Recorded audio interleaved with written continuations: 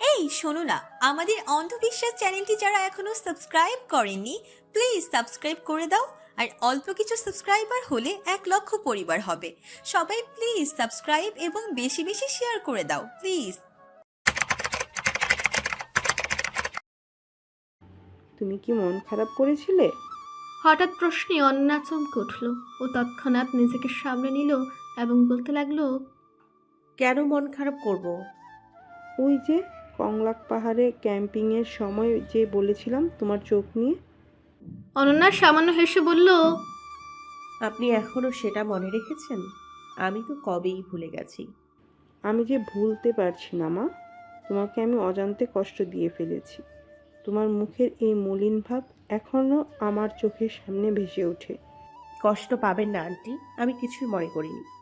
কিছুক্ষণ চুপ থেকে উনি বলতে লাগলেন, শোনো মা, সৌন্দর্য আল্লাহ প্রদত্ত, তাই এটা নিয়ে যেমন অহংকার করার কোনো মানে নেই, তেমন এটা নিয়ে ব্যঙ্গ করারও কোনো মানে নেই। কেউ কিছু বললে তুমি সেটা গায়ে মাখবে না। এটা তোমার দোষের কারণে হয়নি, আল্লাহ তোমাকে অমন করে দিয়েছেন।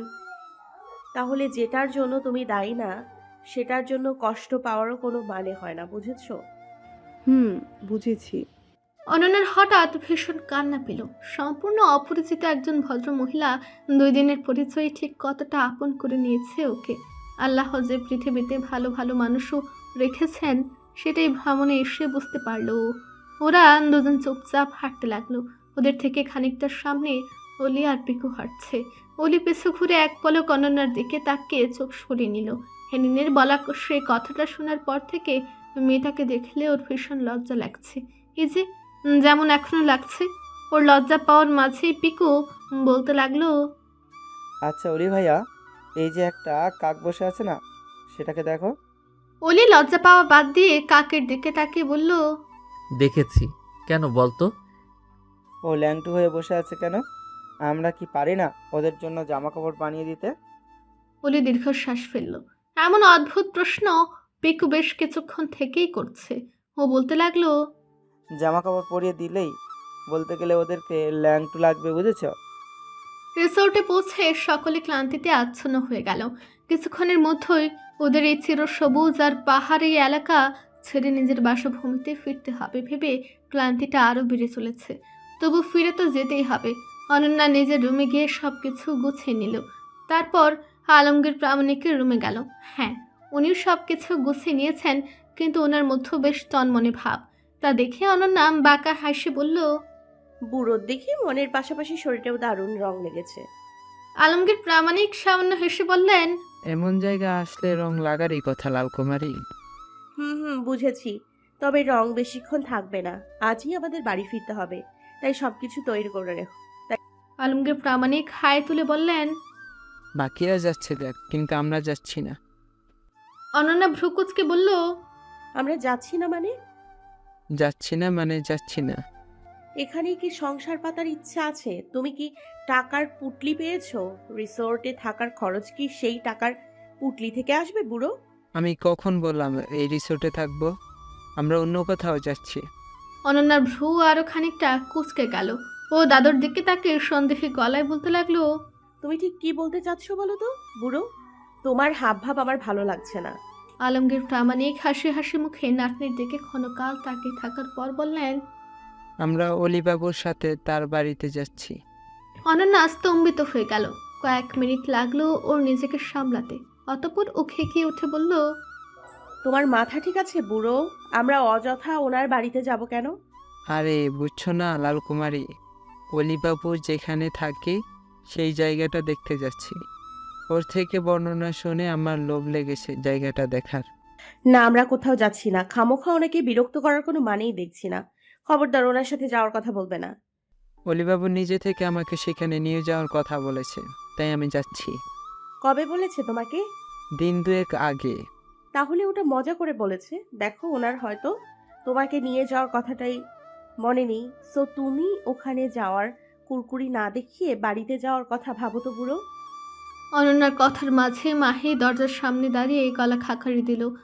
দাদু নাতনির চোখেতে ওর দিকে তাকালো। ওদের মনোযোগ আকর্ষণ করার পর মাহি বলতে লাগলো, দাদু, তোমার গোছগাছ শেষ হয়েছে? ওলি তোমাকে দ্রুত আসতে বলল, যাবে না আমাদের সাথে?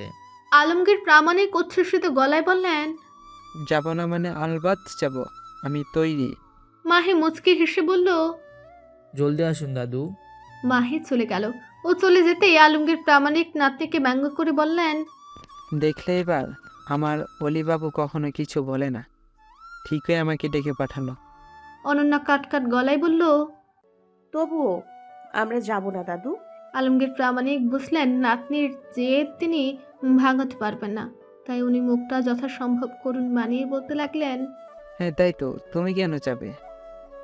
ওখানে যাওয়া তো আমার ইচ্ছা, আমার ইচ্ছার তো কোনো দাম নেই তোমার। থাক, যেতে হবে না লাল কুমারী, আমরা বাসায় ফিরে যাব। এই খবরদার ইমোশনাল ব্ল্যাকমেল করার চেষ্টা করবে না বুড়ো। করছি না, চলো বাসায় যেতে হবে। অনন্যা দীর্ঘশ্বাস ফেলে বলতে লাগলো। আচ্ছা তো তোমার অলি বাবুর গ্রাম দেখতে যাব। আলমগীর প্রামাণিক এলইডি বাল্বের মতো ঝিকমিক করে উঠলেন। উনি ব্যাগ বস্তা হাতে নিয়ে চনমনে গলায় বললেন। চলো লাল কুমারী, নতুন ভ্রমণে যাওয়া যাক। অনন্যা কপাল চাপড়ে বলল। এই বুড়োকে অভিনয় ক্যাটাগরিতে অস্কার অফার করা উচিত। আলমগীর প্রামাণিক কোনো অপমানকে গায়ে মাখলেন না। অত্যন্ত জোশের সাথে উনি রুম থেকে বেরিয়ে গেলেন। অনন্যাও নিজের যাবতীয় জিনিসপত্র নিয়ে বাইরে বেরিয়ে এলো। ওখানে সকলে উপস্থিত আছে। ও দেখলো পিকু অলির কোলে চড়ে ওর কাঁধে মাথা রেখে চুপ করে আছে। শুভন সানা একদম প্রথম দিনের মতো ভদ্র বাচ্চা হয়ে দাঁড়িয়ে আছে। অনন্যা ক্লান্ত পায়ে ওদের পাশে গিয়ে দাঁড়ালো।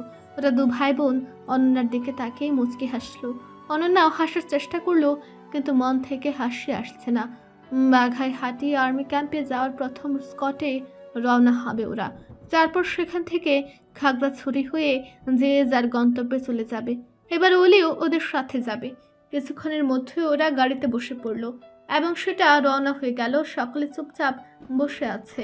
আসার দিন কত কথা হচ্ছিল, আর আজ কি নিস্তব্ধতা। অনন্যা এক এক করে সবার দিকে তাকালো।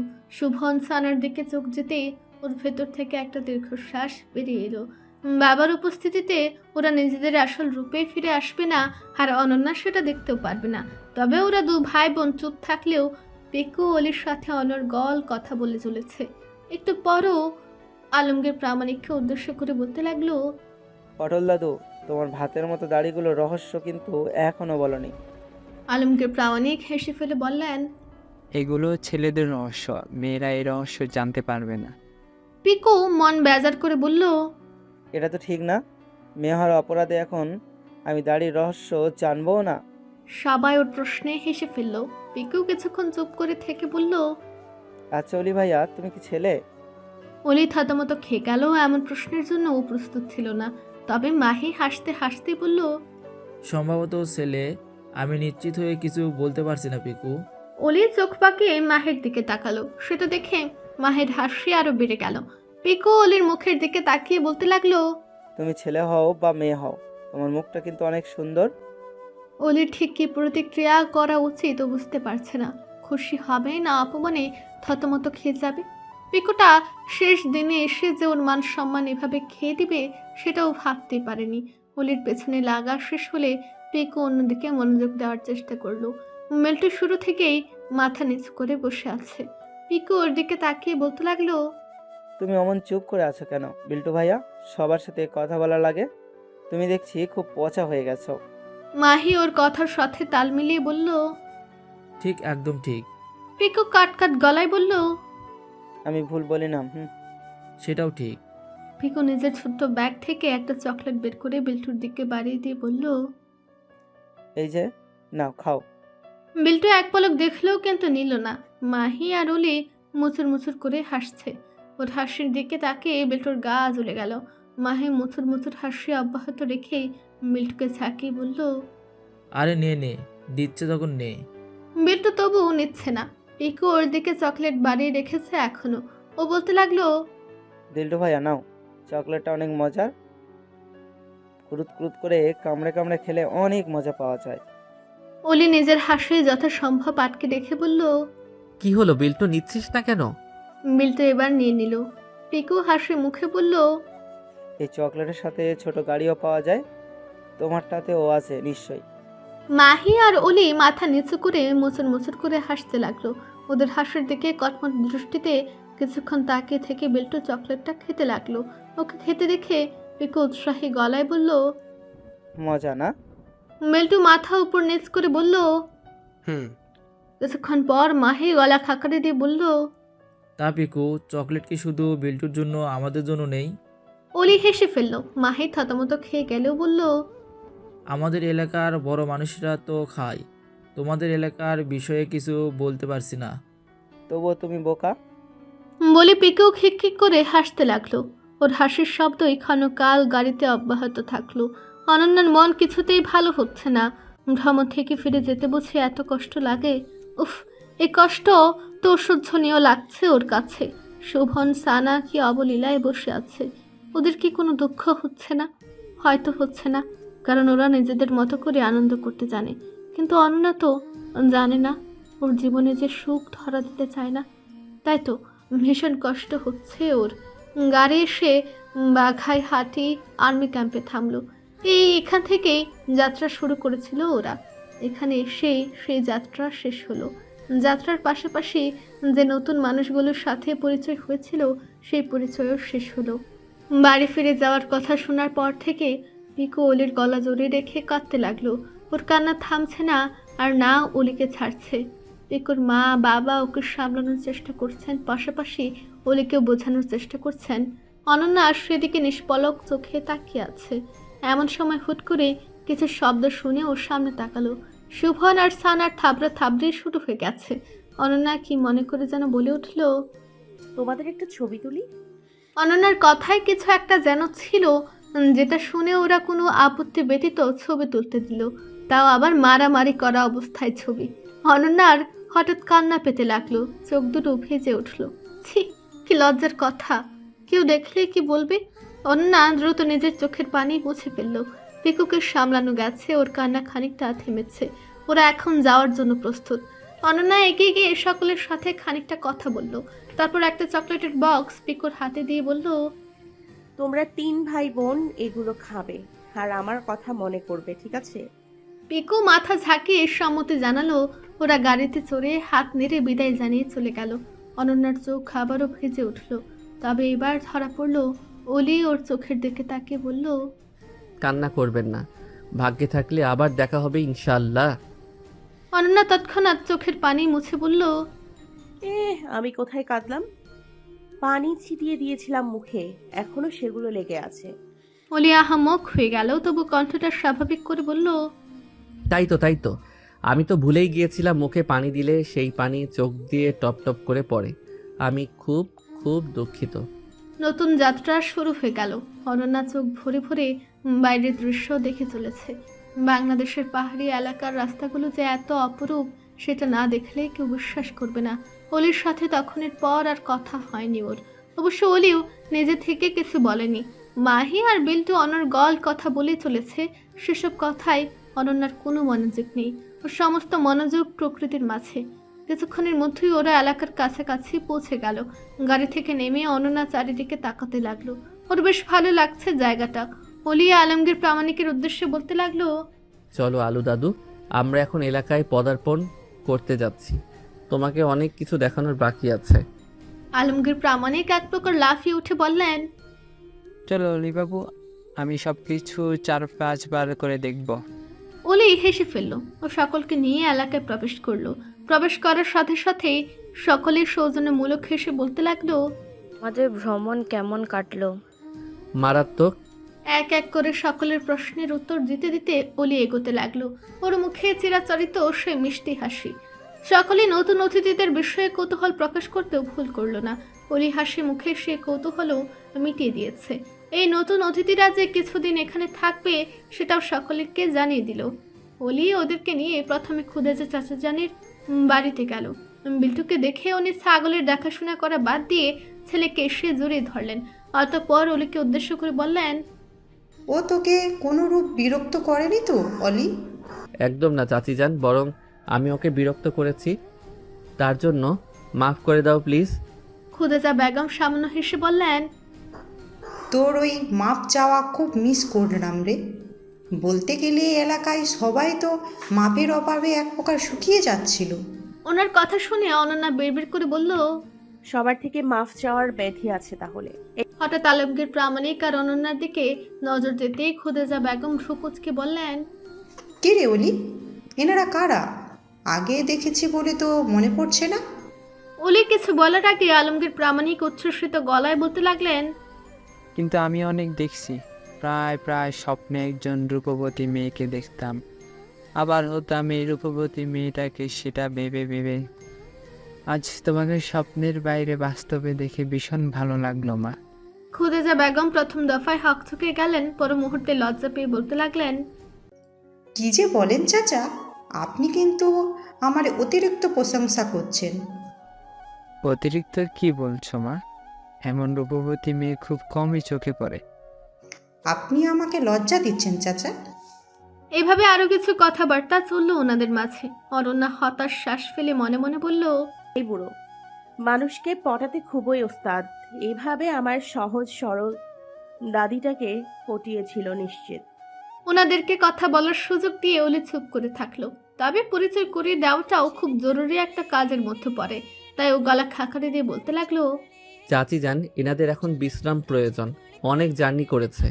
খুদেজা বেগম তৎক্ষণাৎ জবাব দিলেন, হ্যাঁ তা তো অবশ্যই, আমিও দেখো কি বোকার মতো কথা বলেই যাচ্ছি। চাচি যান, ওনারা কিছুদিন এখানে থাকবেন, তোমার কোনো অসুবিধা হবে না তো? খুদেজা বেগম কপট রাগ দেখিয়ে বললেন, আমাকে কি তোর অতটাই খারাপ মনে হয়? তুই এত ভালো মানুষকে নিয়ে এসেছিস, আর তাদেরই একটু খেতে দিতে কিনা আমার অসুবিধা হবে, এটা বলতে পারলি? অলি গড়গড় করে বলল, মুখ ফসকে বেরিয়ে গেছে। তুমি প্লিজ কিছু মনে করো না, তবে ওনাদেরকে আগে বিশ্রাম নেওয়ার ব্যবস্থা করিয়ে দাও। খুদেজা বেগম ওনাদের কলপারে নিয়ে গেলেন হাত মুখ ধোয়ার জন্য। অনন্যা আর আলমগীর প্রামাণিকের হাত মুখ ধুয়ে ফেললো। খুদেজা বেগম ওনাদেরকে একটা রুমে নিয়ে গেলেন। উনি বলতে লাগলেন, এই রুমটা অলির জন্য, ও অবশ্যই এখানে খুব একটা থাকে না, তবুও ও ছাড়া আর কারো এই ঘরে থাকার অধিকার নেই। আজ অধিকার দিলাম, এখানে একজন থাকুক আর পাশের রুমে আরেকজন থাকুন। আলমগীর প্রামাণিক তৎক্ষণাৎ বললেন। আমি পাশের রুমে থাকবো রূপবতী কন্যা। খুদেজা বেগম আবারও লজ্জা পেলেন, তবে 1900টা লুকিয়ে রাখার সর্বোচ্চ চেষ্টা করতে লাগলেন। ওনার লজ্জা পাওয়ার মাঝেই অনন্যা আলমগীর প্রামাণিকের পাঞ্জাবি টেনে ধরে ফিস ফিস করে বলতে লাগলো, এই বুড়ো তুমি পাশের রুমে যাবে মানে? তোমার অলি বাবুর রুমে তুমি ঘুমাও। লালকুমারী, যুবকের ঘরে বুড়ো থাকা ভালো কথা নয়। দেখা যাবে আমার স্পর্শ লেগে ঘরটা বুড়ো হয়ে গেছে, এবং এই ঘরে থাকলে উনি বাবুও বুড়ো হয়ে যাবে। কি বিশ্বস্ত অবস্থা হবে বলো তো লালকুমারী?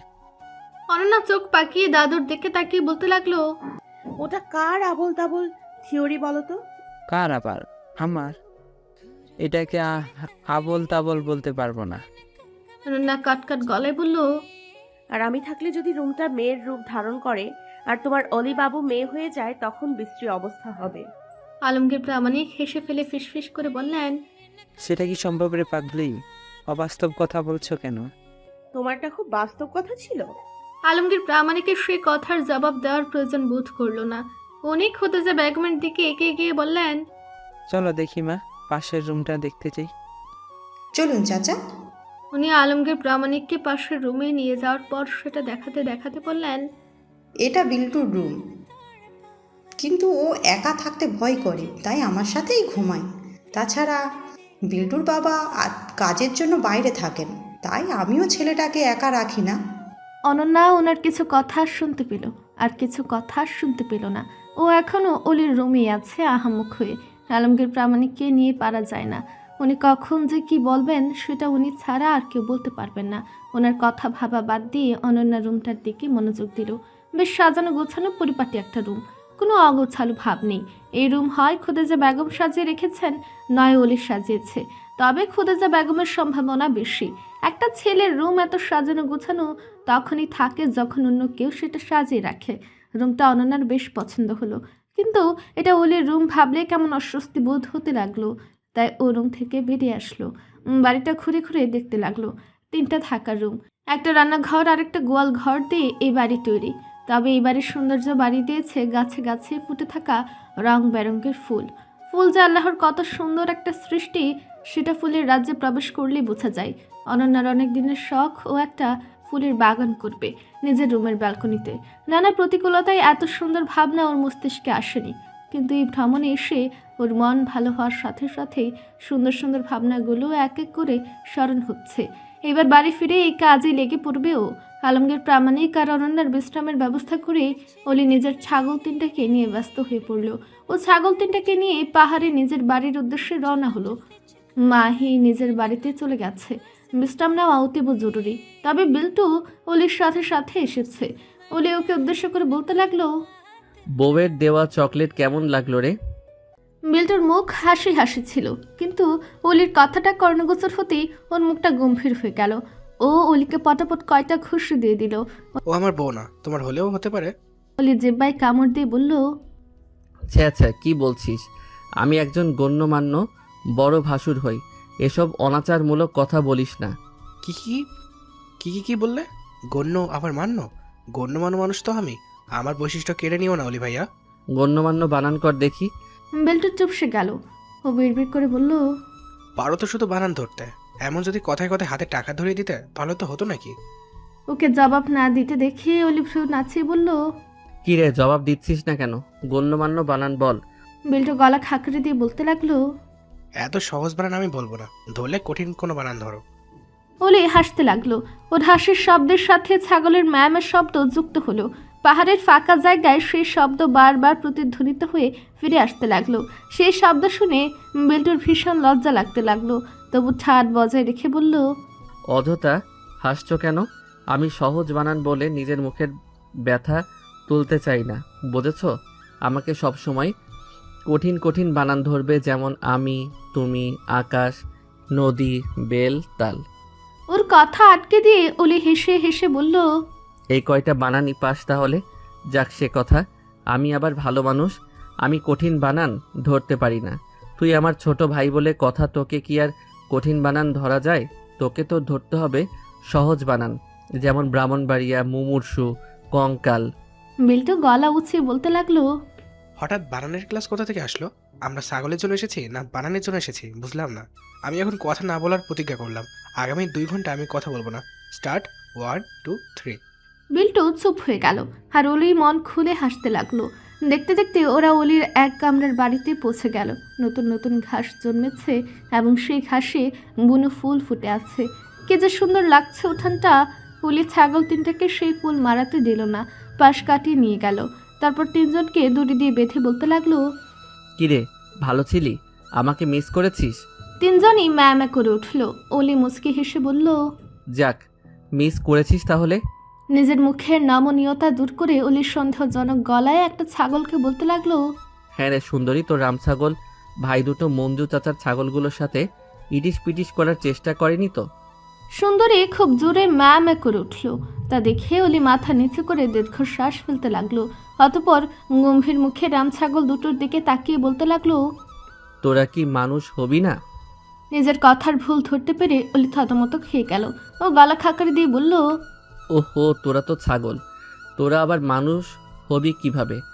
ওর কথা শুনে বিল্টু মুখে হাত চেপে হাসতে লাগলো। 2 ঘন্টা কথা না বলার প্রতিজ্ঞা না করলেও গলা ফাটিয়ে হাসতো। ওর হাসিকে পাত্তা না দিয়ে অলি পুনরায় বলতে লাগলো, তোদের যখন এতই পছন্দ তাহলে আমাকে বলতি, আমি দাঁড়িয়ে থেকে তোদের বিয়ে দিতাম। তা না খুলে অবৈধ সম্পর্ক চালিয়ে যাচ্ছিস।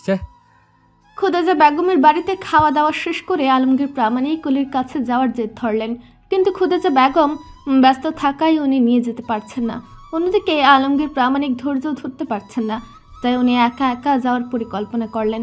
তা দেখে অনন্যাও পিছু নিল, কারণ এই বোরাকে একলা ছাড়ার মতো ভুলও করবে না। নাতনিকে সাথে সাথে আসতে দেখে উনি আরও জোশ পেলেন। খুশিতে গদগদ হয়ে সামনের দিকে যেতে লাগলেন। এলাকার সবাই অবাক নয়নে ওদের দিকে তাকিয়ে থাকলো। এতে করে আলমগীর প্রামাণিকের কিছু যায় না আসলেও অনন্যার বেশ অস্বস্তি হতে লাগলো। সবাই অলির সাথে আসা 2জন ব্যক্তির সম্পর্কে শুনেছিল, তা এত আগ্রহ নিয়ে দেখছে। পাহাড়ি এলাকায় এসব শহরে মানুষ খুব একটা আসে না, তো তাই এত আগ্রহ। অনন্যা দ্রুত পা চালিয়ে দাদুকে নিয়ে সামনে এগোতে লাগলো। অলির বাড়ি কোথায় সেটা আলমগীর প্রামাণিক যাওয়ার পথে অন্যদের থেকে শোনারও চেষ্টা করলেন। ওরা পাহাড়ের কাছাকাছি চলে এসেছে। পাহাড়ের রূপ দেখে অনন্যার চোখ ধাঁধিয়ে গেল। আলমগীর প্রামাণিক উচ্ছ্বসিত গলায় বলতে লাগলেন, কি সুন্দর জায়গা, তাই না লালকুমারী? হুম।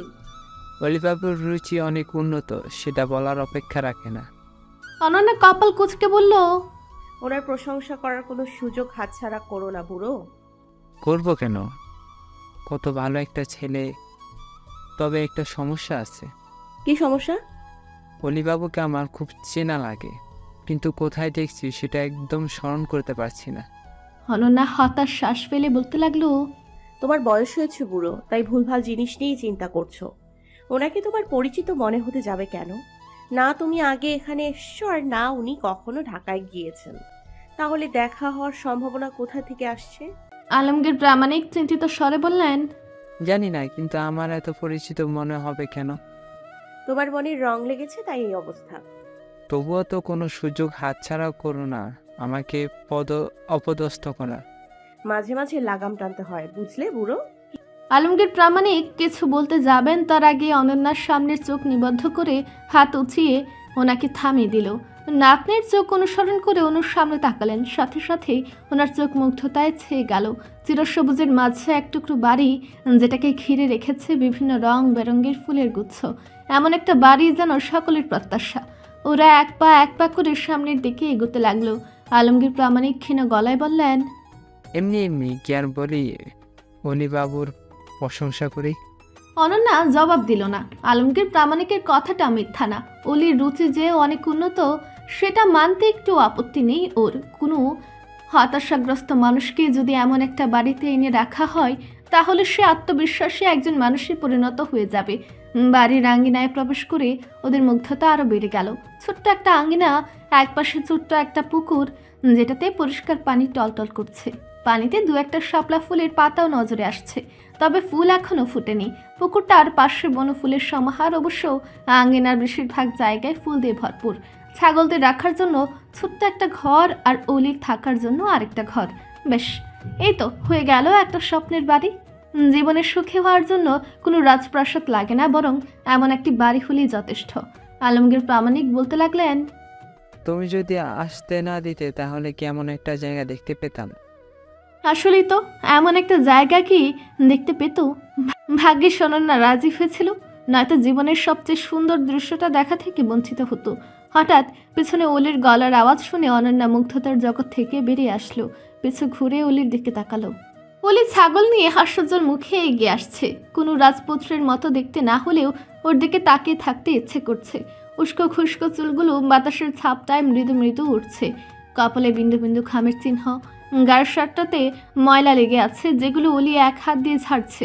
দৃশ্যটার দিকে অনন্যার চোখ আটকে গেল। অলি আঙ্গিনায় প্রবেশ করে বলল, আলু দাদু একা একা আসতে কোনো অসুবিধা হয়নি তো? অলির গলা কানে যেতেই অনন্যা ধ্যান থেকে বেরিয়ে আসলো। নিজের কাণ্ডে ও ভীষণ হতাশ। এভাবে তাকিয়ে ছিল কেন? ভাগ্যিস অলি খেয়াল করেনি, নয়তো কি হতো। ছি! অনন্যার ভীষণ লজ্জা লাগছে, তাই ও মাথা নিচু করে রাখলো। অলির কথার জবাবে আলমগীর প্রামাণিক বললেন, তোমার বাড়ি দেখার লোভ সামলাতে পারছিলাম না, তাই চলে এসেছি। ঠিক করেছেন, আমি নিজেই আনতে যেতাম ছাগলগুলোকে রেখে। যাক, চলুন আমার গরিব ঘরটা আপনাকে দেখিয়ে দেই। গরিব ঘর বলছো? এমন গরিব ঘর কত শত ডিপ্রেসড কোটিপতি মানুষের স্বপ্ন, সেটা তুমি জানো? না, জানি না, ওরা আমাকে কোনোদিন বলেনি। আলমগীর প্রামাণিক হেসে ফেললেন। সাথে সাথে অলির সামান্য হাসলো। ও বলতে লাগলো, আপনি ভিতরে যান, আমি ছাগলগুলোকে বেঁধে আসছি। আলমগীর প্রামাণিক ভেতরে চলে গেলেন। অনন্যা এখনো বাইরেই দাঁড়িয়ে আছে। তখনকার লজ্জা ওর এখনো কাটেনি। হঠাৎ অলির কিছু কথা কানে আসতেই ওর চোখ বড় বড় হয়ে গেল।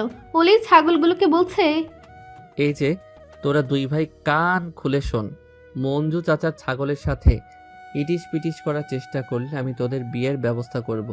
যে সে পাত্রী না, ল্যাংড়া ছাগলের সাথে বিয়ে হবে তোদের, কথাটা মনে রাখিস। বলে অলি বর্ষা থেকে উঠে পড়ল। তবে পিছু ঘুরে হতভম্ব হয়ে থাকা অনন্যাকে দেখতেই ও খানিকটা চমকে উঠল। পরিস্থিতিটি স্বাভাবিক করার জন্য ও মৃদু হাসল। তাতে অনন্যার হতভম্বতা না কাটায় ও গলা খাঁকড়ে দিয়ে বলল, ভিতরে যান। অনন্যা অদ্ভুত চোখে কয়েক পলক অলির দিকে তাকিয়ে থেকে রুমের ভেতরে প্রবেশ করলো। রুমে ঢুকতেই ও একটু আগের কথা ভুলে গেল। এত সুন্দর গোছানো রুম খুব একটা চোখে পড়ে না। সামান্য একটা রুমকে সাজিয়ে গুছিয়ে কি অসাধারণ বানিয়েছে। অনন্যা এবার বুঝে গেল খুদেজা বেগমের বাড়ির সেই রুমটাও অলি সাজিয়েছে। এত গোছালো কোনো ছেলে হতে পারে? হয়তো পারে, এবং সেটা একমাত্র অলি। অনন্যার ভাবনার মাঝে নিঃশব্দে বিল্টু এসে ওর পাশে দাঁড়ালো। হঠাৎ ওর দিকে চোখ পড়তেই অনন্যা ভয় পেয়ে চমকে উঠল। অনন্যার কাণ্ডে আলমগীর প্রামাণিক আর অলি উচ্চকিতে সেদিকে তাকালো। তবে বিল্টু বেশ স্বাভাবিকভাবেই দাঁড়িয়ে আছে। অলি ওকে উদ্দেশ্য করে বলতে লাগলো, তুই ভূতের মতো চলাচল করা কবে থেকে শিখলি? বিল্টু জবাব দিল না। অলি পুনরায় বলতে লাগলো, আমি জিনদের সাথে তোর পরিচয় করিয়ে দেব। রাতের বেলা ওদের সাথে আড্ডা দিস। আলমগীর প্রামাণিক হু হু করে হাসতে লাগলেন। এত জোরে হাসার মতো কিছু হয়নি, কিন্তু বুড়ো হাসি আটকাতে পারছে না। হাসতে হাসতেই উনি বললেন, বিল্টু বাবা, তোমার সাথে আমাকেও নিও। জিন দেখার শখ আমার অনেক দিনের। বিল্টু এবারও জবাব দিল না। অলি ভ্রুকুচকে ওর আপাদ মস্তক দেখতে লাগলো। অতঃপর কাটকাট গলায় বলল, তোর 2 ঘন্টার কথা না বলার প্রতিজ্ঞা কি এখনো অব্যাহত আছে? বিল্টু মাথা উপর নিচ করে হ্যাঁ বোঝালো। অলি হতাশ শ্বাস ফেলে বলল, তুই তো আমার ছাগলগুলোর থেকেও বেশি ছাগল রে। আলমগীর প্রামাণিক আবারও হাসতে লাগলেন। হাসার ফাঁকে ফাঁকে উনি জিজ্ঞাসা করলেন, কথা না বলার প্রতিজ্ঞা কেন করছে? বানান ধরেছি, বানান যেন না বলতে হয় সেজন্য কথা না বলার প্রতিজ্ঞা করেছে। পরীক্ষার হলে গিয়ে কমন না পেলে 3 ঘন্টা না লেখার প্রতিজ্ঞা করিস, আহাম্মক। মিল্টু কটমট দৃষ্টিতে অলির দিকে তাকালো। অন্যদিকে আলমগীর প্রামাণিক হু হু করে হাসতে লাগলেন। অবশ্য এবার অনন্যাও হেসে ফেলেছে। হাসি বাদ দিয়ে আলমগীর প্রামাণিক একটা মিশনে নেমে পড়লেন। উনি বিল্টুর সম্মুখে গিয়ে মুখটা মিথ্যা মিথ্যা গম্ভীর করে বললেন, তোমার মা তোমাকে রামছাগল বলছিল, এটার কারণ কি? বিল্টু কিছু বলার জন্য মুখ খুলেছে, কিন্তু শেষ মুহূর্তে গিয়ে নিজেকে থামিয়ে দিল। ওর 2 ঘন্টা এখনো শেষ হয়নি। ও ভালো করে জানে আলমগীর প্রামাণিক ওর মুখ থেকে কথা বের করার চেষ্টা করছেন। বিল্টুর থেকে জবাব না পেয়ে আলমগীর প্রামাণিক বলতে লাগলেন, যাক, সেটা কোনো ব্যাপার না, কিন্তু আমাদের থাকতে দেওয়ার জন্য তোমাকে যে বারান্দায় বিছানা করে দিবেন সেটা ভাবতে পারিনি আমি। কথাটা বলে আলমগীর প্রামাণিক মিথ্যা মিথ্যা চিন্তার সুর তুললেন। মিল্টু ভ্রুকুচকে ওনার দিকে তাকিয়ে থাকলো। অনেক কিছুই বলার ইচ্ছা করছে ওর, কিন্তু পারছে না। তাই ও আঙ্গিনায় চলে গেল। আলমগীর প্রামাণিকও নাছুর বান্দা, তাই উনিও পিছু পিছু যেতে লাগলেন। রুমিও অনন্যা আর অলি একলা দাঁড়িয়ে আছে। হঠাৎ সেটা মস্তিষ্কে প্রেরণ হতে অনন্যা চটজলদি রুম থেকে বেরিয়ে আসলো। এসে দেখলো আলমগীর প্রামাণিক বেশ গুরুত্বের সাথে বিল্টুর মুখ থেকে কথা বের করার চেষ্টা চালিয়ে যাচ্ছেন। কখনো মুখটা হঠাৎ গম্ভীর করছেন, কখনো চিন্তায় ছেয়ে যাচ্ছেন, কখনো হাসছেন, কিন্তু কোনো লাভ হচ্ছে না। বিল্টু ভ্রুকুচকে শুধু তাকিয়ে আছে ওনার দিকে। অনন্যা এসব দৃশ্য দেখতে যখন ব্যস্ত, তখন অলি হুট করে ওর পাশে এসে বলল, দুঃখিত। অনন্যা চমকে উঠে ওর দিকে তাকালো। ও মনে মনে বলতে লাগলো, কিসের জন্য মাফ চাচ্ছে? আমার সামনে ছাগল দুটোকে অপমান করার জন্য, নাকি দাদুকে ভেতরে যাওয়ার কথা বললেও আমাকে না বলার কারণে? অলি হয়তো অনন্যার প্রশ্ন বুঝতে পারলো, তাই ও বলতে লাগলো, আপনার থেকে মাফ চাওয়ার কথা ভুলে যাওয়ার জন্য মাফ চাচ্ছি, দয়া করে মাফ করে দিন। অনন্যা প্রথমবারের মতো মুখ খুলে বলল, কোন মাফ? ওই যে আমি আপনাকে বল ছোড়ার দায়ে অভিযুক্ত করেছিলাম। সেটার জন্য তো মাফ চেয়েছি, কিন্তু ক্ষণিকের জন্য মাফ চাওয়ার কথা ভুলে গিয়েছিলাম। সেই ভুলে যাওয়ার জন্য মাফ চাচ্ছি। অনন্যা আহামুখ হয়ে গেল। জবাবে কি বলবে সেটাও বুঝতে পারছে না। মাথা পুরো ফাঁকা হয়ে গেছে। এমন আশ্চর্যজনক মানুষ যে দুনিয়া থাকতে পারে সেটা অলিকে না দেখলে কেউ কল্পনাও করতে পারবে না। নিজের হতভম্ব ভাব কাটানোর জন্য অনন্যার সামনে তাকালো। আলমগীর প্রামাণিক এখনও নিজের মিশন অব্যাহত রেখেছেন। এবার তো অভিনয়ের চরম পর্যায়ে চলে গেছেন। বিল্টু অন্যদিকে তাকিয়েছিল। এই সুযোগে উনি পুকুর থেকে একটু পানি নিয়ে চোখে মুখে দিয়ে মুখটা অত্যন্ত করুণ করে কী সব যেন বলছেন। সামনের দৃশ্যটা দেখে অন্না হতভম্ব হয়ে গেল। ও কপাল চাপড়ে দীর্ঘশ্বাস ফেলতে লাগলো। হঠাৎ হেনিনের বলার কথাটা ওর মস্তিষ্কে এসে হানা দিল। তাই আর চোখে এক পলক অলির দিকে তাকালো। অলি বিল্টু আর আলু দাদুর কাণ্ড কারখানা দেখে খ্যাক খ্যাক করে হাসছে। অনন্যা গলা খাকারি দিয়ে বলল, শুনুন। অলি হাসি অব্যাহত রেখে বলল, জি। আঙ্গা নাখনুন নামনিকা। অলির হাসি একদম বন্ধ হয়ে গেল। ওর মুখটা কেমন বিব্রতিতে ছেয়ে গেল। কান দুটো গিরগিটির মতো রং বদলাতে লাগলো। কয়েক মিনিটের মধ্যে টকটকে লাল হয়ে গেল কান দুটো। অনন্যার কথা শেষ হয়নি, ও আবার বলতে লাগলো, এটার মানে কি? হ্যানিন আমাকে এটা বলেছিল, কিন্তু আমি বুঝিনি। ও বলেছে আপনার থেকে শুনতে। অলি কোনো জবাব দিতে পারছে না। ও অন্যদিকে মুখ করে রেখেছে এবং অনন্যার কথা না শোনার ভান করে আছে। তা দেখে অনন্যা বলল, কি হলো, কথা বলছে না কেন? অলি কোনো জবাব না দিয়ে অনন্যার থেকে দূরে সরে গেল। এতে করে অনন্য অবাক হয়ে গেল। পরে মুহূর্তেই ও বিড়বিড় করে বলল, একটু পর এটার জন্য মাফ চাইতে আসবে। আমি মাফ করব না, না খেয়ে মরুন। অনন্যার বিড়বিড় করে বলা কথাটা অলি শুনল না।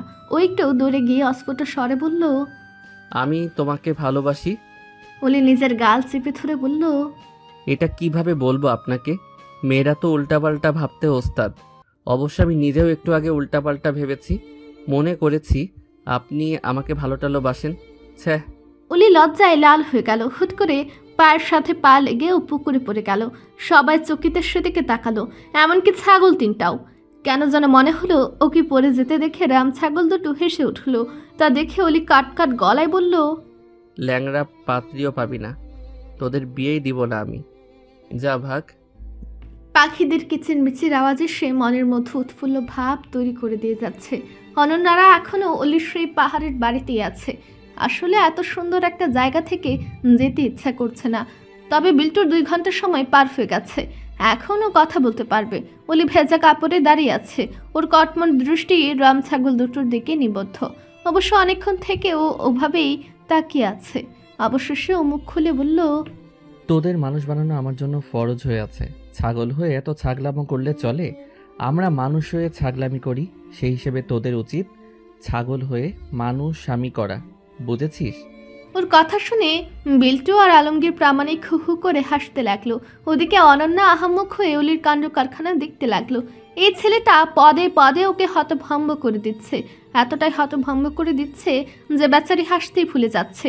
ছাগলদের মানুষ আমি দিশে খেয়ে অলি ভেতরে চলে গেল পোশাক পরিবর্তন করার জন্য। তবে ভেতরে প্রবেশ করার পরও মাথার একটুখানি বের করে বলল, খবরদার কেউ রুমে আসবে না, এটা আমার মান সম্মানের ব্যাপার। বিল্টু হাসি বাদ দিয়ে ব্যঙ্গ করে বলল, আমাদের কোনো ঠেকা পড়েনি তোমার মান সম্মান হরণ করার। তবুও সাবধানের মার নেই। আজকাল মানুষকে বিশ্বাস করা কঠিন। যদিও আমি সবাইকে বিশ্বাস করি, তবে পোশাক পাল্টানোর সময় আমি কাউকে বিশ্বাস করি না বাপু। হ্যাঁ হ্যাঁ, করতে হবে না, দরজার লোহার পেরেক মেরে দাও। অলি ভ্রুকুচকে এক পলক বিল্টুর দিকে তাকিয়ে দরজা লাগিয়ে দিল। সেদিক থেকে নজর সরিয়ে বিল্টু আলমগীর প্রামাণিকের দিকে তাকালো। উনি হু হু করে হাসছেন। এই বুড়ো আজ সামান্য বিষয়ে খ্যাট খ্যাট করে হাসছে। ওনার অবস্থা দেখে অনন্যা কাট কাট গলায় বলল, এই বুড়ো, আস্তে হাসো।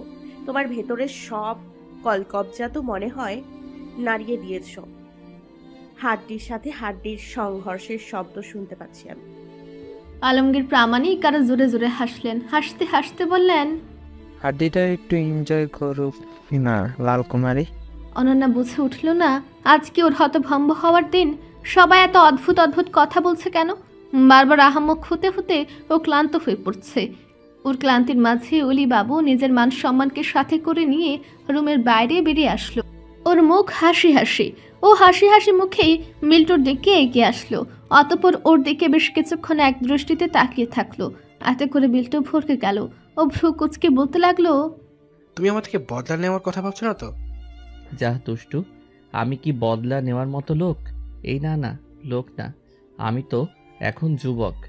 না না, যুবক কেন হবে? আমি তো কচি খোকা। অলির ভ্রু এক মুহূর্তের জন্য কুচকে গেলেও সেটা চটজলদি সরু হয়ে এলো এবং ও মুখটা পুনরায় হাসি হাসি করে বলল, এই যে পিকুর স্বামী। ওর কথা শুনে বিল্টু হকচকে গেল। ওদিকে অনন্যা আর আলমগীর প্রামাণিক হেসে ফেলল। যদিও আলমগীর প্রামাণিক আগে থেকেই হাসছিলেন, বেশ কিছুক্ষণ এই হাসির পর্ব চলল। তবে এই পর্বে বিল্টু অংশগ্রহণ করেনি। সে ভীষণ বিরক্ত হয়ে এই হাসির পর্ব দেখছে। অলি গলা খাকারি দিয়ে বলল, না জানি তোর বউ কেমন আছে, তুই একটু খোঁজ নেওয়ারও প্রয়োজন বোধ করলি না? ছ্যা, দুনিয়ার সবচেয়ে বাজে স্বামীর পুরস্কার তোকে দেওয়া হলো। বিল্টু কয়েক মিনিট চুপ থেকে হুট করে অলিকে মারতে শুরু করলো। মারতে মারতে বলতে লাগলো, তোমার বদলা নেওয়ার ইচ্ছা হলে আমাকে পুকুরে ধাক্কা দিতে, তা না করে এসে বলছো কেন? অলি হাসতে হাসতে বলল, হুম, বদলা নেওয়ার ইচ্ছা হলে আমি তোর পরনের জামা কাপড় খুলে নিয়ে ভেগে যেতাম। বিল্টু আরো জোরে জোরে অলিকে মারতে লাগলো। অলি হাসতে থাকা অবস্থাতেই বলল, আরে থাম রে, মারবি না কি আমায়? এখনো বিয়ে হয়নি আমার, অযথা আমার বউটাকে বিধবা বানাতে চাচ্ছিস কেন? বিল্টু ক্ষান্ত হলো, যদিও রাগে এখনো ওর ছোট্ট মুখটা গজগজ করছে। অলি ওর অবস্থা দেখে বহু কষ্টে হাসি আটকে রাখলো। আলমগীর প্রামাণিক নিজের হাসিকে কয়েক মিনিটের জন্য পুকুরে ফেলে দিয়ে বলতে লাগলেন, তোমার বউ দেখার অনেক ইচ্ছা জেগেছে আমার। সেই ইচ্ছা তো আমারও জেগেছে আলু দাদু, কিন্তু তাকে পাবো কোথায়? বিল্টু হুট করে বলে উঠল, আছে তো, তোমার বউকে তো তুমি অলরেডি দেখেছো। নীলি আপু তো তোমাকে অলরেডি স্বামী ভাবে। অলির হাসি হাসি মুখটা কেমন অন্ধকার হয়ে গেল। ও শান্ত গলায় বলল, বিল্টু উল্টাপাল্টা কথা বলবি না। বিল্টু কিছু বলার আগে আলমগীর প্রামাণিক উচ্ছ্বসিত গলায় বলে উঠলেন, লিলি কলি বাবু, কেন লুকানোর চেষ্টা করতেছো? পছন্দ তো থাকতেই পারে, এত লজ্জা পাওয়ার কি আছে? অলি তৎক্ষণাৎ জবাব দিল, আসল কথা হচ্ছে আমি ওকে পছন্দ করি না, ওকে আমি বোনের মতো স্নেহ করি, তাই ওর সাথে আমার নাম জড়ালে আমার ভালো লাগে না। তাহলে বিল্টু হওয়াটা তোর কথা বললো কেন? আসলে লিলি হয়তো আমাকে একটু একটু পছন্দ করে। ওর কথা টেনে নিয়ে বিল্টু বলতে লাগলো, একটু একটু না, অনেকখানি পছন্দ করে। অলি ভাইয়া বলতে পাগল লিলি আপু। আহ বিল্টু চুপ কর তো। বিল্টু চুপ হয়ে গেল। অলির গলার স্বরের রাগের আভা খুঁজে পেয়েছে ও। অলির মনের মধ্যে অস্থির অবস্থা সৃষ্টি হয়ে গেছে। ও অনন্যার দিকে তাকিয়ে বলল, কিন্তু আমি পছন্দ করি না, সত্যি বলছি। অনন্যা অন্যদিকে তাকিয়েছিল, তাই অলির সেই অস্থিরতা দেখতে পেল না। তবে অলি নিজের কাণ্ডে বেশ অবাক হলো। ও অনন্যার দিকে তাকিয়ে কথাটা বলল কেন? ওকে কৈফিয়ত দেওয়ার এত প্রয়োজন বোধ করলো কেন? কি চলছে ওর মনের মধ্যে? মনের সাথে যেন অলির সম্পর্ক কম, তাই ও বুঝতে পারছে না। আলমগীর প্রামাণিকের কথা শুনে ওর হুঁশ ফিরল। আলমগীর প্রামাণিক হতাশ শ্বাস ফেলে বললেন, যাহ, ভাবলাম একটা বিয়ে খেতে পারবো, কিন্তু তার হলো কোথায়? অলি গলা খাকারি দিয়ে বলল, আলু দাদু টপিকটা বাদ দিন তো, আমার ভালো লাগছে না। পরিস্থিতি স্বাভাবিক হতে কয়েক মিনিট লাগলো। অলি ছাগলগুলোকে কিছু লতা পাতা দিয়ে আবারও হাস্যোজ্জ্বল মুখে এগিয়ে আসলো। এসে 32 পাটি দাঁত বের করে বিল্টুর সামনে দাঁড়ালো এবং উচ্ছ্বসিত গলায় বলল, সান্ত্বনা বানান কর। বিল্টু হতবাক হয়ে গেল। ও ভেবেছিল বানানের চ্যাপ্টার হয়তো ওর 2 ঘন্টা কথা না বলার প্রতিজ্ঞা করার পরেই চাপা পড়ে যাবে, কিন্তু ঘটনা তো দেখা যাচ্ছে পুরো বিপরীত। ওকে কথা বলতে না দেখে অলি তাড়া দিয়ে বলল, কিরে, জবাব দিচ্ছিস না কেন? মিল্টু গলা খাকরে দিয়ে নিজেকে সামলালো। অতঃপর বলল, এটা খুব সহজ একটা বানান, তাই আমি বলবো না। অলি অস্পষ্ট হাসলো, তারপর বলল, আচ্ছা, সহজ বানান বলতে হবে না, তোকে আমি কঠিন বানান ধরছি। বল, সান্ত্বনা বানানে দন্তস্ব না তালব্যস্ব না মূর্ধন্যস্ব? বিল্টু গভীর চিন্তায় পড়ে গেল। ওর তো মনে হচ্ছে 3টা দিয়ে সান্ত্বনা বানান করা যায়। 3টাই ওর কাছে ঠিক মনে হচ্ছে। অপশনগুলো বেশি বেশি জমজ হয়ে গেল না? যাক সে কথা। বিল্টু অনেক ব্যাখ্যা বিশ্লেষণ আর পর্যালোচনা করে উত্তর খুঁজে পেল। ও অলির দিকে তাকিয়ে দাঁত কপাটি বের করে বলল, অলি 1 সেকেন্ড চুপ থেকে বলল, বাহ, তোকে তো হার্ভার্ড বিশ্ববিদ্যালয়ে ভর্তি করে দেওয়া জরুরি হয়ে পড়েছে, কিন্তু সমস্যা হচ্ছে এত কম বয়সে ভিসা করা যাবে না। তোর আর হার্ভার্ড বিশ্ববিদ্যালয়ের মধ্যে যে একটা ভিসা বাধা হয়ে দাঁড়াবে সেটা ভাবতে পারিনি। একটা ভিসার জন্য দুনিয়া তোর মতো নতুন একটা নিউটনকে হারাতে বসেছে। ছে, ওর কথা শুনে না চাইতেও অনন্যা হেসে ফেলল। ওদের কথোপকথনে আহাম্মক হয়ে গেলেও হাসতে ভুলে গেল না ও। অন্যদিকে আলমগীর প্রামাণিক তো হাসার জন্য সদা প্রস্তুত, কিন্তু বেচারা বিল্টু কিছু বুঝতেই পারছে না। তবে ওর যতদূর মনে হচ্ছে অলি অন্তত ভালো করে কথা বলেনি, তাই বিল্টু দ্বিধান্বিত গলায় বলল, আমার উত্তর কি ভুল হয়েছে? আরে না না, এত বেশি সঠিক উত্তর আজ পর্যন্ত কেউ দিতে পারেনি। ভেবে দেখলাম তোর উত্তরটাই ঠিক, সান্ত্বনা। আহা, অলির অলির বাড়ি থেকে বিদায় নিয়ে আলমগীর প্রামাণিক আর অনন্যা বিল্টুর সাথে এলাকায় প্রবেশ করলো। অলির ছাগলের সাথে কিছু কাজ আছে, তাই ও আসতে পারলো না, তবে কিছুক্ষণ পরে চলে আসবে। ইতিমধ্যে কয়েকজনের সাথে পরিচয় হয়েছে আলমগীর প্রামাণিকদের, বাকিদের সাথে না হয় অলি পরিচয় করিয়ে দিবে। বিল্টু অপমান গায়ে না মেখে অনন্যার সাথে হাসি ঠাট্টা করতে করতে এসেছে। হঠাৎ সামনে একজনের দিকে তাকিয়ে অনন্যা থেমে গেল। লিলি হাস্যজ্জ্বল মুখে ওদের সামনে এসে দাঁড়ালো। অতঃপর অনন্যা আর আলমগীর প্রামাণিকের দিকে কয়েক পলক তাকিয়ে থাকার পর বিল্টুকে বলতে লাগলো, হ্যাঁ রে বিল্টু, এরাই তাহলে অলি ভাইয়ের আত্মীয়।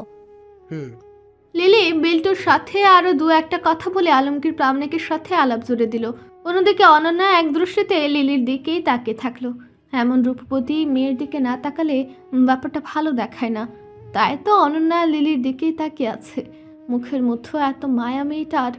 অনন্যা ও রূপের প্রশংসা করার মতো পর্যাপ্ত ভাষা খুঁজে পেল না। লিলির কথায় ওর ধ্যান ভাঙল। তোমার নাম কি? অনন্যা অস্ফুট স্বরে বলল, ওয়াসিফা প্রামাণিক অনন্যা। বেশ মিষ্টি নাম। ধন্যবাদ। তোমার নাম তো লিলি। হুম। তুমি তোমার নামের মতোই একটা ফুল। লিলি লজ্জা পেয়ে গেল। এতই লজ্জা পেল যে ধন্যবাদ দেওয়ার মতো অবস্থায় থাকলো না। আলমগীর প্রামাণিক অন্য একজনের সাথে কথা বলতে চলে গেলেন, তাই বিল্টু অনন্যাকে ফিসফিস করে বলল, একটা ম্যাজিক দেখবে? অনন্যা ভ্রু কুঁচকে ওর দিকে তাকালো। বিল্টু ইশারায় চুপ থাকতে বলল, তারপর লজ্জা পাওয়ার লিলিকে বলল, লিলি আপু শোনো। কি? অলি ভাইয়া তার বাড়িতে লিলি ফুল গাছ লাগিয়েছে। লিলি ক্ষণকাল চুপ করে থাকলো, অতঃপর উচ্ছ্বসিত গলায় বলল, ও মাই অলি। বলে লিলি জ্ঞান হারিয়ে ফেলল। তা দেখে অনন্যা হাঁক চুকে গেল। ও ব্যস্ত হয়ে লিলির গালে হাত রেখে ওর জ্ঞান ফেরানোর চেষ্টা করতে লাগলো। বিল্টু হাসতে হাসতে বলল, কেমন লাগলো ম্যাজিক? অলি ভাইয়া একটু মিষ্টি করে লিলি আপুর সাথে কথা বললেও খুশিতে অজ্ঞান হয়ে ফেলে। আর সবচেয়ে মজার ব্যাপার হচ্ছে ও মাই অলি বলে প্রতিবার জ্ঞান হারায়। ওর কথা শুনে অনন্যা হতভম্ব হয়ে গেল। ও কপাল কুঁচকে মনে মনে বলল, আশ্চর্য, আজ কি হতভম্ব দিবস নাকি? বর্তমানে অনন্যা লিলির ঘরে বসে আছে। লিলির জ্ঞান ফিরে এসেছে। ও লজ্জিত মুখে অনন্যার সামনে বসে আছে। ওদের থেকে খানিকটা দূরে আলমগীর প্রামাণিক লিলির বাবা মায়ের সাথে গল্প করছেন। লিলি বসা থেকে উঠে কিছু শুকনো খাবার নিয়ে এসে অনন্যার সামনে রাখলো। তারপর সামান্য হেসে বলল, খেয়ে নাও।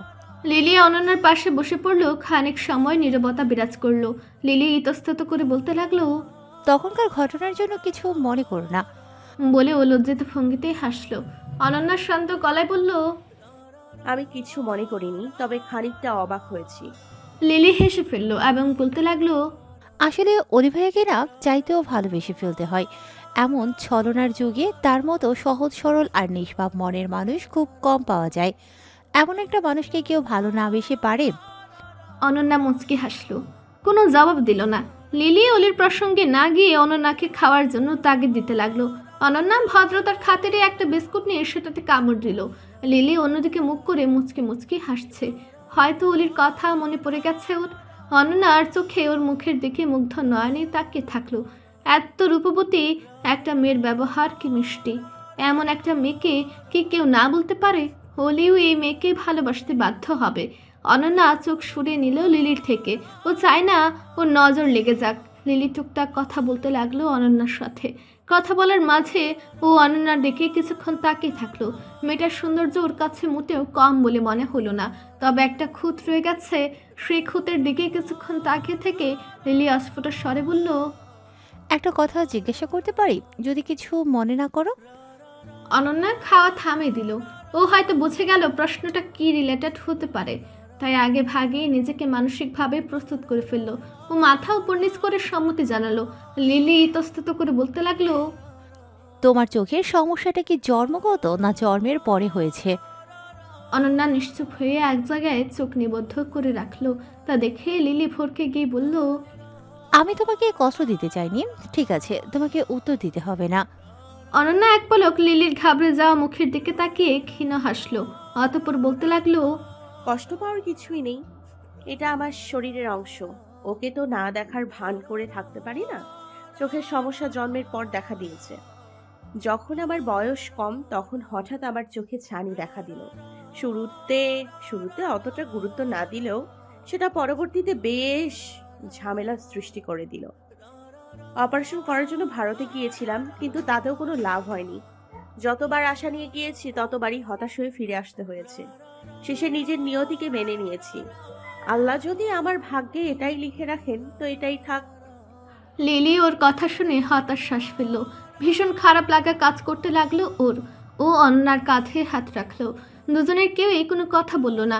কিছুক্ষণ পর অনন্যা কাট গলায় বলল, তো আমাকে সহানুভূতি দেখালে আমার ভালো লাগে না, তাই প্লিজ স্বাভাবিক আচরণ করো লিলি। আমাকে অসহায় ভেবে কোনো দয়া দেখানোর চেষ্টা করো না প্লিজ। লিলি হাত সরিয়ে নিল, তারপর হাসি মুখে বলল, ঠিক আছে, তোমার যেটা ভালো লাগে না সেটা আমি করব না।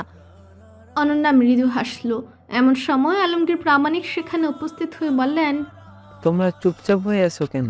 বিল্টুর মতো কি কথা না বলার প্রতিজ্ঞা করছো? বিল্টু কোথা থেকে উড়ে এসে বলল, আমার সম্পর্কে কোনো কথা বলবে না আলু দাদু।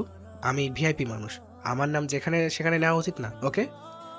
আলমগীর প্রামাণিক কপাল কুঁচকে বিল্টুর দিকে তাকিয়ে বললেন, ভিআইপি মানুষ তো বটেই, যে এত সুন্দর সান্ত্বনা বানান করতে পারে সে তো ভিআইপি মানুষই।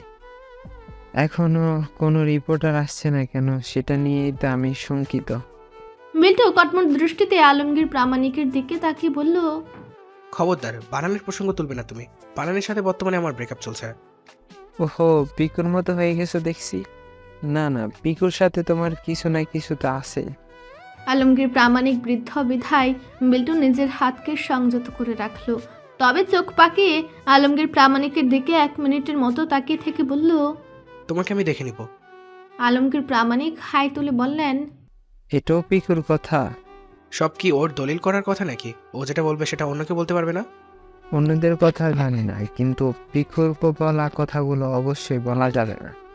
বিল্টু কিছু বলতে ধরেও শেষ মুহূর্তে নিজেকে সামনে নিল এবং ধূপধাপ পা ফেলে ঘরের বাইরে যেতে ধরেও ফিরে আসলো। কটমট দৃষ্টিতে আলমগীর প্রামাণিকের আপদ মস্তক দেখতে দেখতে ও অনন্যার সামনে গেল। তারপর হাত মুঠ করে বিস্কিট আর চানাচুর নিয়ে মুখে দিয়ে খেতে লাগলো। আর আলমগীর প্রামাণিকের দিকে কটমট দৃষ্টি অব্যাহত রেখেই ঘর থেকে বেরিয়ে গেল। ওর অবস্থা দেখে আলমগীর প্রামাণিক আর লিলি জোরে জোরে হাসতে লাগলো। তবে অনন্যা সম্পূর্ণ নীরব দর্শক। লিলির কথায় ও একটু মন খারাপ করেনি, কিন্তু নিজের অতীতের সেই কষ্টের দিনগুলোর কথা মনে পড়ে গেছে ওর। কত সব আশা নিয়ে দেশের বাইরে গিয়ে যখন ডাক্তারের মুখে নেতিবাচক কথা শুনতে হলো, তখনকার অনুভূতির মতো বিশ্রী অনুভূতি আর দুটো হয় না। লিলিদের বাড়িতে আরও কিছুক্ষণ থাকার পর অনন্যারা খুদেজা বেগমের বাড়িতে ফিরে গেল। দুপুরের খাবার খেতে হবে। অলি খেতে আসতেও পারে, আবার নাও আসতে পারে। ছাগলের সাথে ওর বোঝাপড়া এখনও শেষ হয়েছে কিনা কে জানে। অনন্যা মন খারাপ থাকার কারণে খাওয়ার প্রতি কোনো আগ্রহ পেল না। তবু খুদেজা বেগমের মন রক্ষার্থে খেতে বসলো। 1 লোকমা মুখে দিয়েই ও বুঝে গেল রান্না অনেক অসাধারণ করেন খুদেজা বেগম। অন্য সময় হলে অনন্যা গামলায় ওনার বানানো খাবার খেত, কিন্তু আজ অল্প একটু খেয়ে উঠে পড়ল। তা দেখে খুদেজা বেগম চিন্তিত স্বরে বললেন, খাবার পছন্দ হয়নি? অনন্যা মৃদু স্বরে বলল, খাবার অসাধারণ হয়েছে, কিন্তু আমার শরীরটা একটু খারাপ লাগছে, তাই খেতে পারছি না। সে কি, কি হয়েছে তোমার? জ্বর? প্রকৃতির মাঝে কিছুক্ষণ থাকলেই ভালো হয়ে যাব আমি।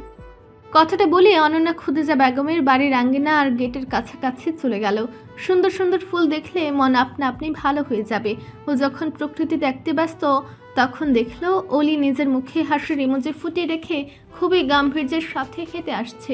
কিন্তু হঠাৎ উষ্টা খেয়েও মুখ থুবড়ে পড়ে গেল, সাথে ওর ভাব নিয়ে হাঁটাটাও লজ্জিত হয়ে গেল। ঘটনাটা খুব দ্রুত ঘটল, তাই অনন্যা কয়েক সেকেন্ড হতভম্ব হয়ে থাকলো। অলি আশেপাশে না তাকিয়ে মাটির দিকে তাকিয়ে কিছু বলতে লাগলো। নিশ্চয়ই মাটির থেকে মাফটাফ চাচ্ছে। ওর কাণ্ড কারখানা দেখে অনন্যা না চাইতেও জোরে জোরে হাসতে লাগলো। ওর হাসির শব্দে অলি চকিতে ওর দিকে তাকালো। অনন্যা এখনো হেসে চলেছে। অলি খানিকটা লজ্জা পেলেও অনন্যার হাসির দিকে ভালো করে তাকাতেই মুগ্ধ হয়ে গেল। ও হা হয়ে অনন্যার দিকে তাকিয়ে থাকলো। ওর চোখের সামনে থেকে সমস্ত কিছু হারিয়ে গেল। থেকে গেল অনন্যা আর ওর হাসির শব্দ। ও কি মেয়েটার প্রেমে পড়ে গেল? হেনিনের কথা কি সত্যি হতে চলেছে? উষ্ঠা খেয়ে কেউ প্রেমে পড়ে বুঝি? এসবের উত্তর দিতে ইচ্ছুক না অলি। ও ব্যস্ত সামনের রমণীটার দিকে তাকিয়ে থাকতে। মাটিতে হুমড়ি খেয়ে পড়েও ওর ঠোঁটের কোণে ফুটে আছে লাজুক হাসি আর চোখে মুগ্ধতা। অলি মনে হয় সত্যি সত্যি মেয়েটার প্রেমে পড়ে গেল। অনন্যার মন এখন ঝরঝরে। ওর মন খারাপের কথা মনেই থাকলো না। ও হাস্যোজ্জ্বল মুখে বিল্টুর সাথে বসে থাকলো। অলি খুদেজা বেগমের সাথে বসে খাবার খাচ্ছে।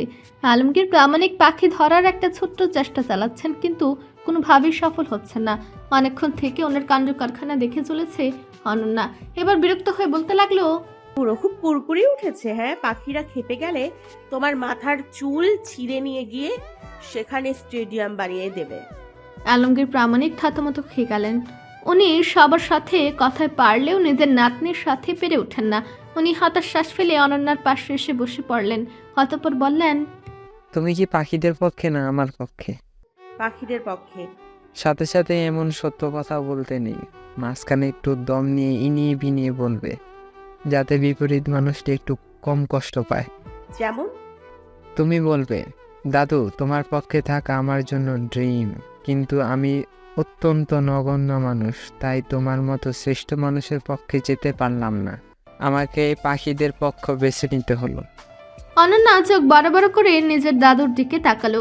নাতনিকে এভাবে তাকাতে দেখে আলমগীর প্রামাণিক গলা খাকড়ে দিয়ে এদিক ওদিক তাকিয়ে নাতনির দৃষ্টি থেকে বাঁচার চেষ্টা করতে লাগলেন। অনন্যা কপাল কুঁচকে আরো কিছুক্ষণ ওনার দিকে তাকিয়ে থেকে চোখ সরিয়ে নিল। অতঃপর দীর্ঘশ্বাস ফেলে বলতে লাগলো, নিজের প্রশংসা নিজে করতে একটুও লজ্জা করলো না তোমার?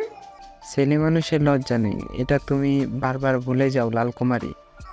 বাকিদের কথা জানি না, কিন্তু তোমার যে নেই সেটা বেশ ভালোভাবেই জানি। অনেক উপকার করলে, যাকগে, কেউ যখন প্রশংসা করে না তখন নিজেই নিজের প্রশংসা করতে হয়। না, বুঝলাম না। তাহলে শোনো, একদিন আমার পুরনো বন্ধুদের সাথে একজোট হয়েছি, তো সকালে খুবই আনন্দের সাথে গল্প করতেছিল। কার কি আছে সেটা বেশ গর্বের সাথে বলতে লাগলো। তো আমিও এক পর্যায়ে বললাম, আমার কাছে এমন দুটো জিনিস আছে যেটা তোদের কারণেই। যে সকলে আগ্রহ নিয়ে জানতে চাইল জিনিস দুটোর ব্যাপারে। আমি বলে ফেললাম, আমার ডায়াবেটিস আছে আর তোদের মতো গাদা টাইপ বন্ধুর পাল। বিল্টু আর অনন্যা হেসে ফেলল। বিল্টু হাসি অব্যাহত রেখেই বলল, তারপর আর কি, আমার লজ্জা নেই, তাই আমি ওদের টাকায় চা খেয়ে বাড়ি ফিরে আসলাম। যদি এরপর ওরা আমার সাথে আর যোগাযোগ করেনি। ওরা দুজন হাসতে লাগলো। কিছুক্ষণ হাসির পর্ব চলার পর বিল্টু বলে উঠল, তুমি একটা কথা ভুল বলছো আলু দাদু, ছেলেদের লজ্জা নেই এটা ভুল কথা। অলি ভাইয়ের অনেক লজ্জা। আলমগীর প্রামাণিক তৎক্ষণাৎ বললেন, অলিবাবু তার ছেলে না, ও তো দুটো বেহায়ারাম ছাগলের বাবা। রাতের আকাশে তারকা রাজ্যে উপস্থিত হয়ে মিটমিট করে জ্বলছে। অনন্যা সে মিটিমিটি করতে থাকা তারাগুলোর দিকে এক দৃষ্টিতে তাকিয়ে আছে। এমন সব সৌন্দর্য দেখলে আপনা আপনি মনের মধ্যে চলে আসে, আল্লাহর সৃষ্টি বুঝি এত সুন্দর? যার সৃষ্টি এত সুন্দর, সেই সৃষ্টিকর্তা দেখতে ঠিক কতটা সুন্দর হতে পারে? এই প্রশ্নের উত্তর এই দুনিয়ার কেউ জানে না। সেটা জানতে হলে অবশ্যই মৃত্যুর পর জান্নাতে প্রবেশ করতে হবে। অন্তত আল্লাহকে দেখার লোকটার উসিলায় যেন আমরা পাপ থেকে বিরত থাকতে পারি। আকাশের দিকে তাকালেই অনন্যার মন ভালো হয়ে যায়। ওর মনে হয় আল্লাহ ওকে দেখছে। কি অপূর্ব অনুভূতি, তাই না? বিল্টু ওর পাশে এসে বসে পড়ল। তারপর অনন্যার চোখ অনুসরণ করে নিজেও আকাশের দিকে তাকালো। কিছুক্ষণ নীরব থাকার পর ও বলে উঠল, আপু, তুমি আকাশের দিকে তাকিয়ে হাসছো কেন? অনন্যা আলতো করে চোখ ঘুরিয়ে বিল্টুর দিকে এক পলক তাকানোর পর বলল, একটা কথা মনে পড়ায় হাসি পেল। কি কথা? আমাদের মুসা নবী অনেক জেদি ছিলেন। একদিন ওনার জেদ হয়েছিল যে উনি আল্লাহকে দেখেই ছাড়বেন। তার সেই জেদ পূরণ করার জন্য আল্লাহ নিজের এক ঝলক দেখান, কিন্তু তা দেখে মুসা নবীর চোখ ঝলসে যাওয়ার উপক্রম হয়েছিল। তাহলে ভেবে দেখো আল্লাহর সৌন্দর্য ঠিক কতটুকু। বিল্টু উচ্ছ্বসিত হয়ে বলল, আমিও দেখবো। ছোট বাচ্চার চোখ নিশ্চয়ই ঝলসে যাবে না? অনন্যা সামান্য হেসে বলল, নিশ্চয়ই দেখবে, তবে সেটা জান্নাতে যাওয়ার পর। এখন দুনিয়ায় একটু পরিশ্রম করে আল্লাহকে খুশি করতে থাকো তো বাপু। বিল্টু মাথা উপর নিচ করে সম্মতি জানালো। এরপর দুজনেই নিশ্চুপ হয়ে গেল। হঠাৎ খুদেজা বেগমের গলা কানে আসতেই বিল্টু চমকে উঠল। কি রে পটল, তুই কি লিলির মতো জ্ঞান হারলি নাকি? কোনো সারা শব্দ নেই কেন? অনন্যা হেসে ফেলে বলল, পটল? বিল্টুর সে কথা না গিয়ে কপালে হাত দিয়ে রেখে বলল, এই যার জন্য এসেছি সেটাই তো ভুলে গেছি। দেখেছো কাণ্ড? অনন্যা হাসি সামান্য থামিয়ে বলল, কি কাজ? তোমাকে ডাকতে এসেছি, চলো যেতে হবে। অনন্যা বসা থেকে উঠে বিল্টুর সাথে খাবার ঘরে চলে গেল। আলমগীর প্রামাণিক বড় একটা জায়গা দখল করে বাবু হয়ে বসে আছেন। অলি খোতেজা বেগমকে খাবার পরিবেশন করতে সাহায্য করছে। অনন্যা গিয়ে নিজের দাদুর পাশে বসে পড়ল। তারপর কণ্ঠটা খাটো করে বলল, এই যে বুড়ো, তোমার মোটা পাছা দিয়ে তো দেখছি ঘরের অর্ধেক জায়গা দখল করে ফেলছো। ছোট হয়ে বসো। আলমগীর প্রামাণিক থতমত খেয়ে গেলেন। এ কেমন নাতনি হয়েছে ওনার, কথায় কথায় অপমান করে ফেলে। তার উপর এমন অপমান করে যে মুখ ফুটে সেই অপমানের কথা কাউকে বলাও যায় না।